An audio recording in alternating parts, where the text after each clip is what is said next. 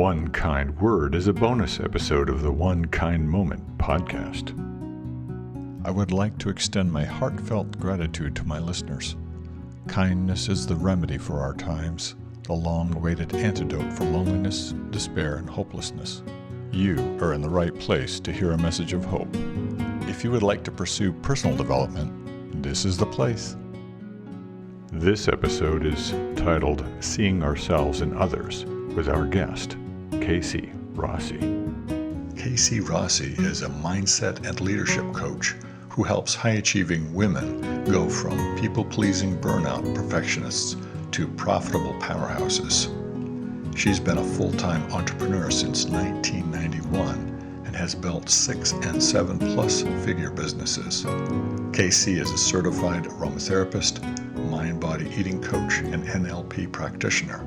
These certifications allow her to bring an integrated and intuitive approach to her coaching. Casey is the founder of the Soul Print Method, a system that combines energy, mindset, and spirituality. This holistic approach provides extreme clarity, dissolves limiting beliefs, improves performance, and opens the way to experience and share your full potential. Let's get to it. Hello, listeners. We have a return friend of mine. Rossi is here. Hi, Casey. Hi, Bruce. So great to be with you again. You too. So we started talking just before we came on the air here, and we decided we're going to talk a little bit about emotional intelligence. And there's a lot of words in my mind that come along with emotional intelligence. Emotional virtuosity is one of them. Emotional integrity, emotional communication, compassion, empathy, all those words kind of tie into that. So you're going to hear, listeners, you're going to hear all about those kind of things and how they connect to emotional intelligence. So I'm just going to have Casey kick it off here with whatever ideas are bubbling up for you. Go for it. Awesome. Well, thank you. Yeah, I think it's such a big and beautiful topic. I think it very much dovetails into your kindness theme, which is just so essential. I think even more so in our day and age right now, where we can initiate our own self-kindness, but then also see ourselves in each and every soul. So in humans, in, creation, and that is really going to absolutely contribute to this positive ripple effect. One way to start is really looking at your emotional intelligence, because that is something, unlike IQ, with awareness, you can actually improve and strengthen that like a muscle.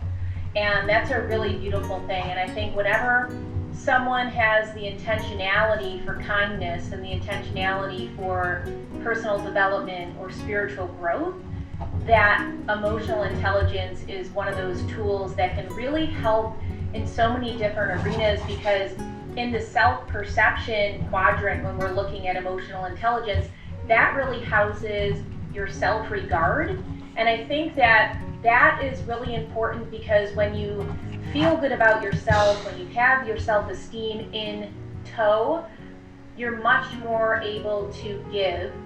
And then also in that quadrant is self-actualization. So in fact, I just did a podcast today, and it was really talking about Abraham Maslow and his whole hierarchy of needs, and going really through at that top of the pyramid and leaning in on self-actualization and really kind of embodying his message of what one can be, one must be.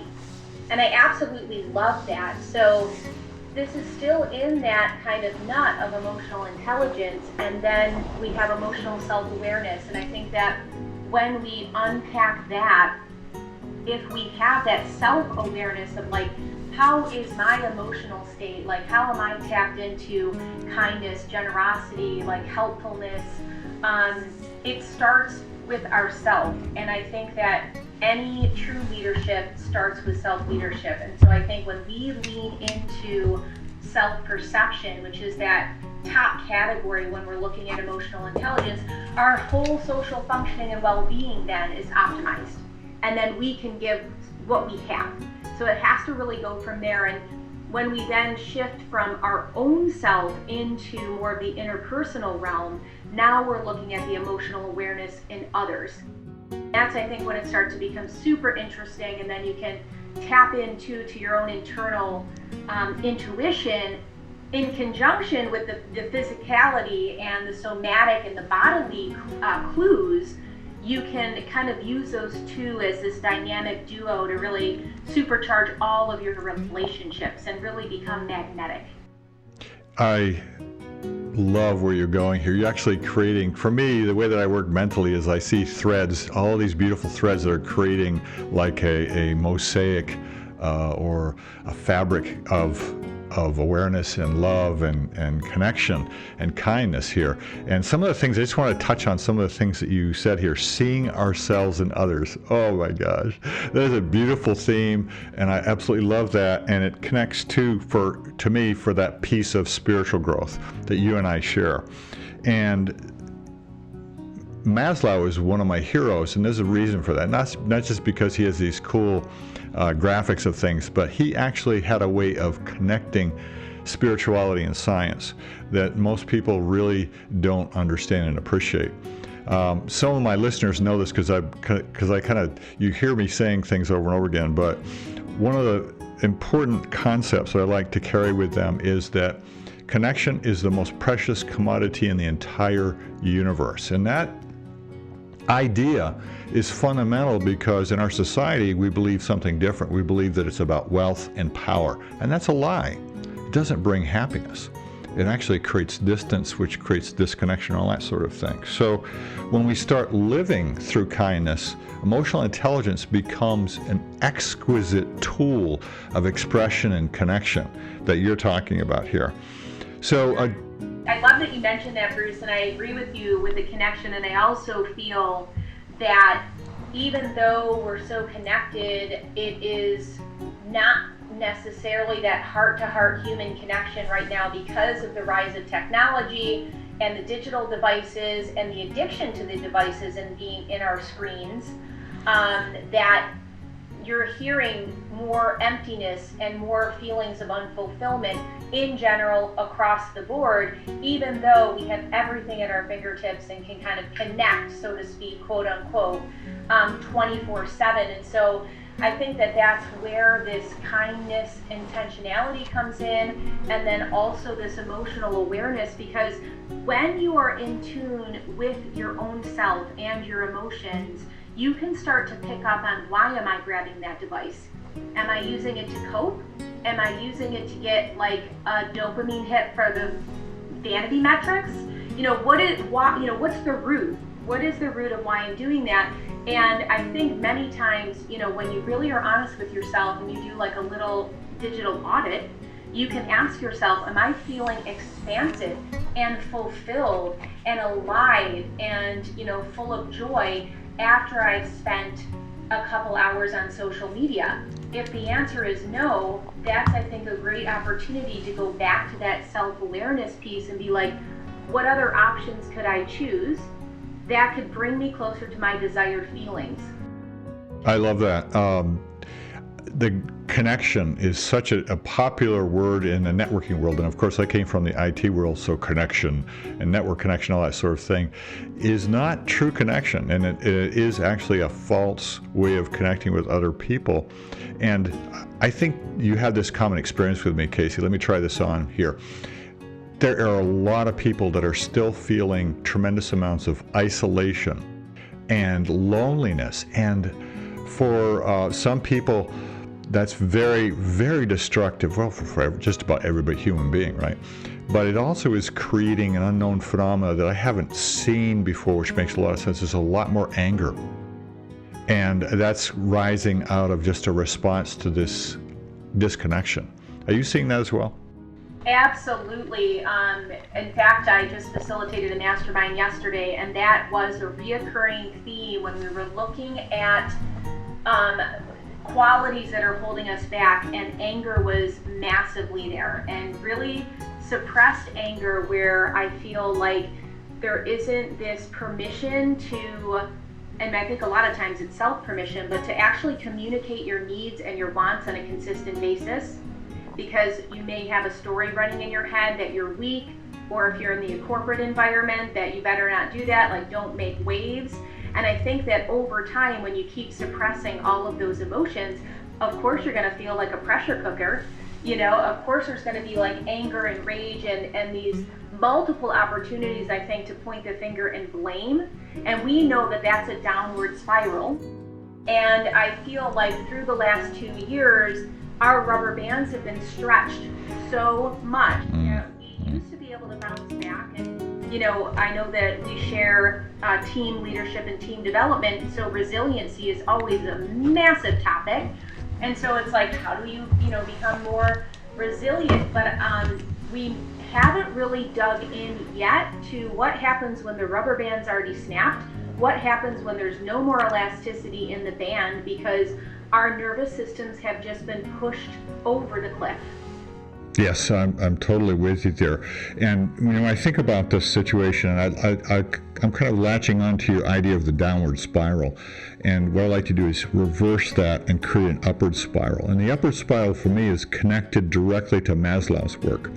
And let me share that with you. I don't think you and I have had a conversation about this.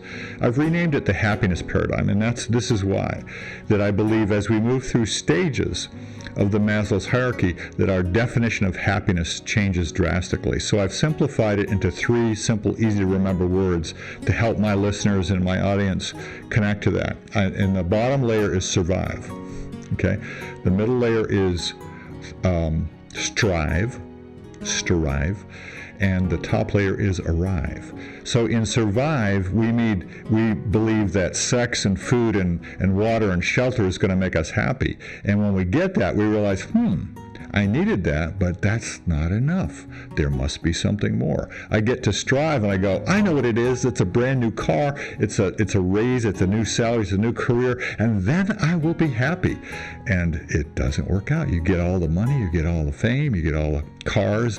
And the new car smell wears off after a couple of weeks. And you're like, where is my new car smell? It's gone. But at arrive, it's about meaning and joy and happiness. So let's talk about how we can move our listeners up that Maslow's hierarchy into their own awakening. So survive, strive, and arrive. And I stole the arrive. Some people call it creative reinvention, but it's actually I stole it from a Zen master by the name of Thich Nhat Hanh. Oh, love it. I love it. And I'm a fan of 3s. I think it's super easy to remember. And what I would say is what's coming to mind, and I have my own personal journey and experience with it, is for me, I spent so many years doing positive psychology and turning things around, and Byron Katie's work where it's like, is that true? How do you know it's true? And who would you be if you didn't believe that thought?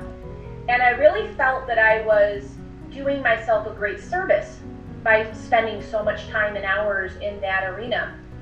And then I would say maybe last year, I started seeing things from a very different perspective. And I had heard the term toxic positivity, and I didn't really understand what it was or that I was maybe falling prey to it. And when I really started to understand it at a deeper level and peel back the layers and really matching it up to your 3 rows of the pyramid, what I have come to know is that we can't get to that arrive top of the pyramid unless we have a relationship to the survive base level piece of the pyramid. And if we don't connect those two, what was happening to me is I was stuck in that middle striving for a really long time. It's almost like if you were to look at those 3 pieces, I just kept staying in that coping mode, compartmentalizing, trying to turn things around, working to the point of burnout for many, many years because I was subscribed to the paradigm of hard work is honest work. And in order to thrive or arrive, I must be in the doing mode. So this whole aspect of really shifting perspective and personal paradigms and giving myself permission to recreate not only was it difficult, I'll be really honest with you, because when we continually do something, that is what our mind tells us is safe. That's how our habits are formed. Yeah. So I would just keep striving harder. Let me just strive harder. It's not working fast enough. Let me just dig my heels in the ground and strive more. And there was also some rewiring needed, because when I dipped into the shadow side of things and examined their survival pieces, it felt really awkward.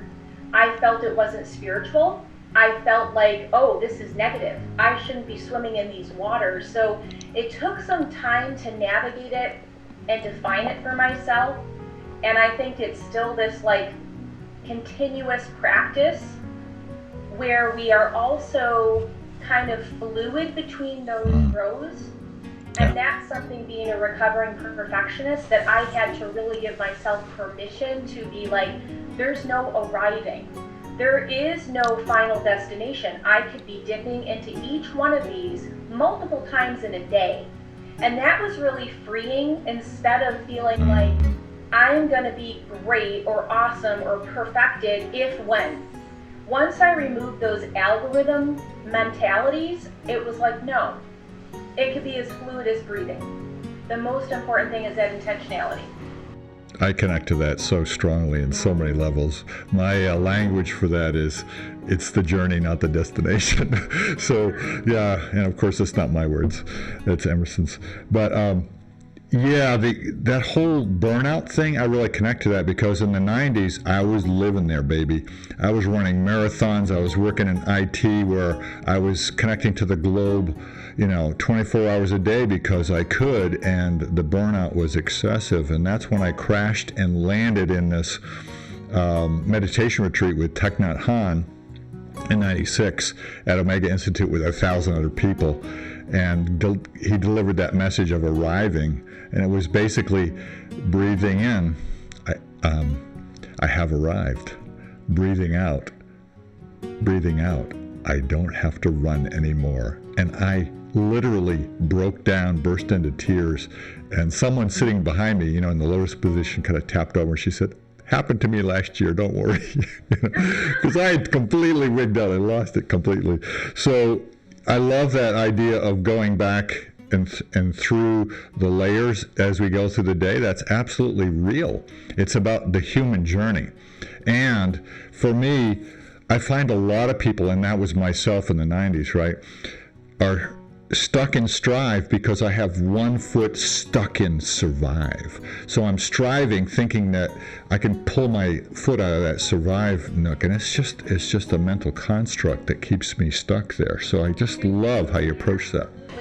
I love that you said mental construct. We're tracking, we're on the same wavelength, right. And I'm not surprised. Yeah. And it really is, when you are in survival mode, you are tapped into lack and limitation mindset.